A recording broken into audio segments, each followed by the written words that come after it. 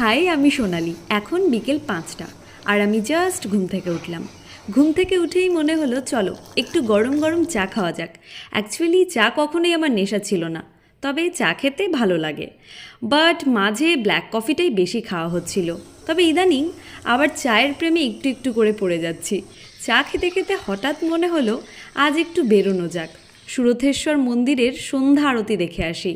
চলো, আমার এই ছোট্ট ভিডিওর মাধ্যমে তোমরাও আমার সঙ্গে সন্ধ্যা আরতির সেই সুন্দর মুহূর্তটা এনজয় করো। Let's go.